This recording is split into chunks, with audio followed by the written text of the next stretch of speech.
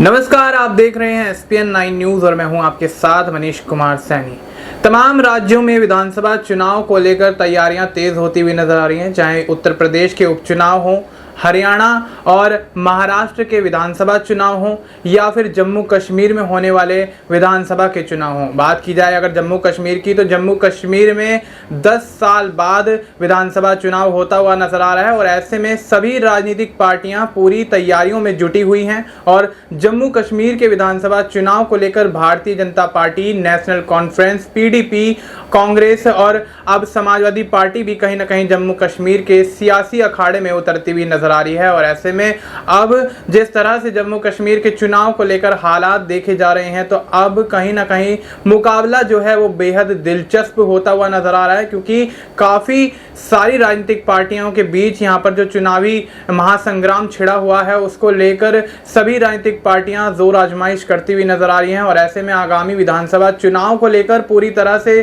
तैयारियां करती हुई नजर आ रही हैं। रैलियां और संबोधन के माध्यम से लोगों को, जनता को साधने का प्रयास करती हुई नजर आ रही हैं। इसी कड़ी में अखिलेश यादव ने भी जम्मू कश्मीर में एक कार्यक्रम में जम्मू कश्मीर में होने वाले विधानसभा चुनाव को लेकर तमाम बड़े यहां पर ऐलान किए। और ऐसे में मायावती और अखिलेश यादव ने अपने गठबंधन को लेकर तमाम यहां पर पहलुओं पर चर्चा की। और 2019 के यूपी विधानसभा चुनाव में जिस तरह से मायावती और अखिलेश का गठबंधन हुआ, जिसमें मायावती को 10 सीटों पर जीत मिली और समाजवादी पार्टी को कहीं ना कहीं 5 सीटों पर संतुष्टि करनी पड़ी। और ऐसे में उस गठबंधन के बाद से मायावती और अखिलेश के बीच रिश्ते बिगड़ते हुए नजर आए। और अब आगामी विधानसभा चुनाव को लेकर चर्चाएं तेज हैं कि आखिर अखिलेश यादव किसके साथ गठबंधन करके चुनावी मैदान में सियासी ताल ठोकते हुए नजर आएंगे। और अगर अकेले के दम पर चुनावी मैदान में उतरते हैं तो आखिर क्या समाजवादी पार्टी चुनावी समीकरण को बिगाड़ने में कामयाब होती हुई नजर आएगी और ज्यादा से ज्यादा सीटें जम्मू कश्मीर के विधानसभा चुनाव में हासिल करती हुई नजर आएगी।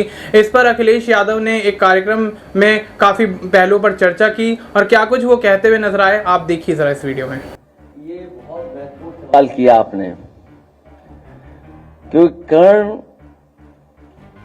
और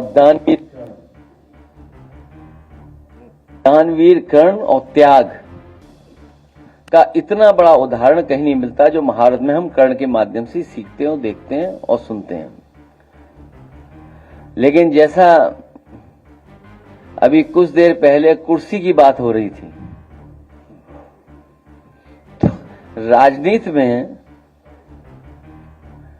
अपने विचारों को लेकर के, अपने कार्यक्रमों को लेकर के, सिद्धांतों को लेकर के अगर क्या करना पड़ेगा तो हम समाजवादी तैयार रहेंगे। देखिए, कर्ण पे जब हम लोग पढ़ते हैं, मुझे याद है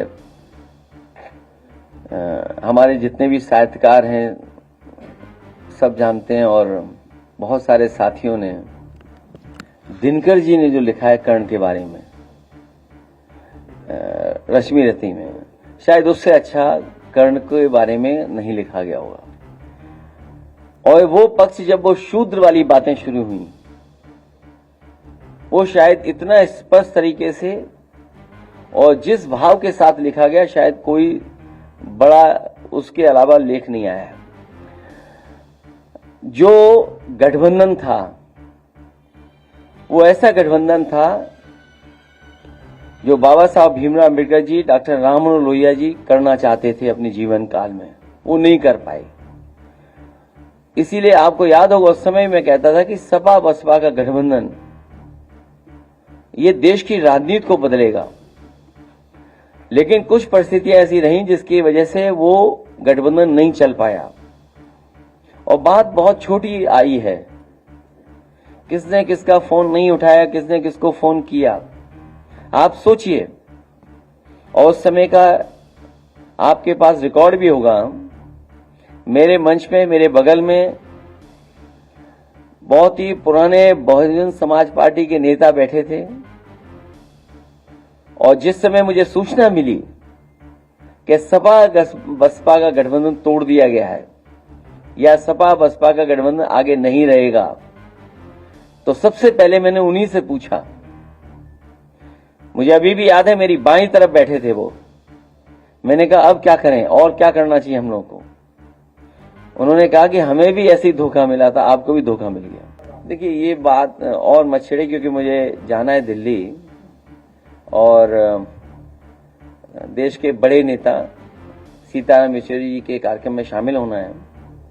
वो नेता ऐसे रहे जिन्होंने विचारधाराओं को जोड़ा, विचारधाराओं के बीच में सेतु बन के रहे। जहां तक सवाल आपने पूछा है, बनारस ही नहीं पूरे उत्तर प्रदेश के अगर आप आंकड़े निकालेंगे, और एनसीआरबी के आंकड़ों के माध्यम से मैं कहता हूं कि सबसे ज्यादा इस तरह की घटनाएं अगर कहीं हो रही हैं तो उत्तर प्रदेश में हो रही हैं।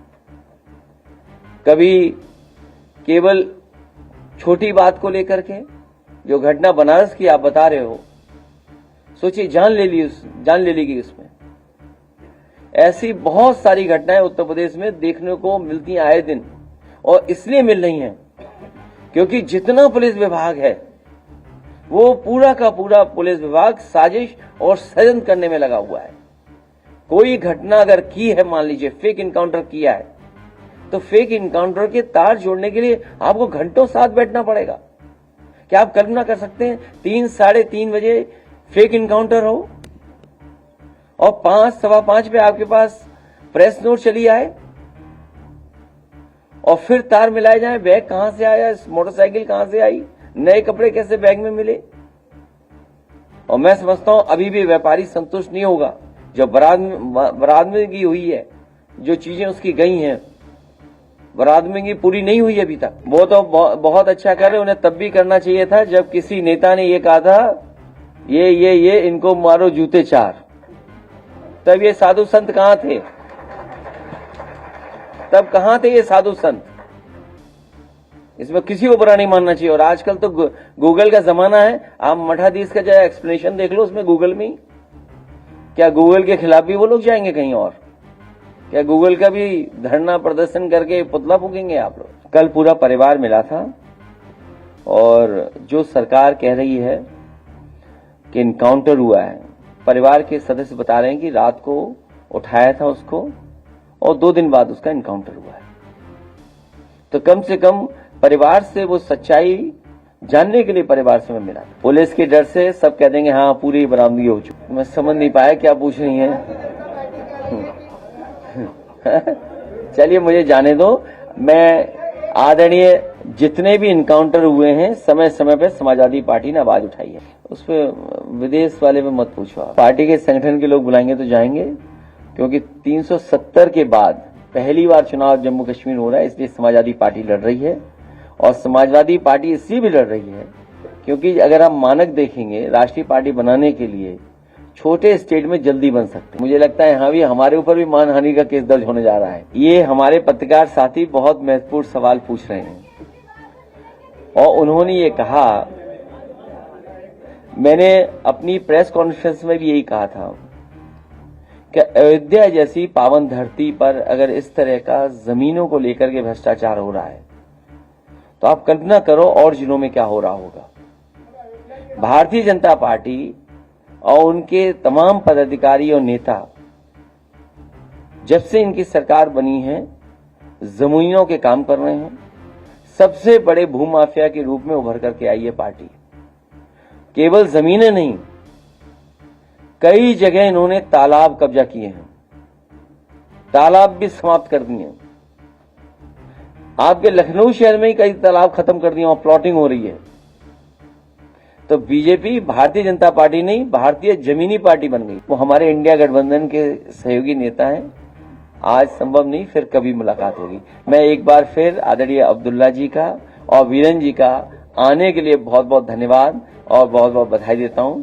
मुझे उम्मीद है कि हम सब मिलकर के हिंदी को और आगे बढ़ाएंगे। तो आपने देखा कि किस तरह से अखिलेश यादव जम्मू कश्मीर में होने वाला विधानसभा चुनाव को लेकर अब पूरी तरह से तैयार हैं और समाजवादी पार्टी को लेकर जिस तरह से उन्होंने लोकसभा चुनाव में जीत का बड़ा परचम लहराया था, ठीक उसी प्रकार से तमाम राज्यों में होने वाले विधानसभा चुनाव और उत्तर प्रदेश में होने वाले विधानसभा के उपचुनाव को लेकर तैयारियां करते हुए नजर आ रहे हैं। अब देखना है, दिलचस्प होगा क्या समाजवादी पार्टी की तैयारियां एक बार फिर से रंग लाती हैं। क्या यहाँ पर समाजवादी पार्टी जिस तरह से जम्मू कश्मीर के चुनावी अखाड़े में उतरती हुई नजर आ रही है, तो क्या यहाँ से समाजवादी पार्टी एक बड़ी जीत दर्ज करती हुई नजर आएगी और तमाम राजनीतिक पार्टियों के बड़ा चैलेंज देती हुई नजर आएगी या फिर नहीं। फिलहाल आपको इस मुद्दे पर क्या कुछ लगता है, आप अपनी राय हमें कमेंट करके बता सकते हैं। बाकी देश और दुनिया से जुड़ी तमाम जानकारी के लिए आप देखते रहिए SPN9 न्यूज।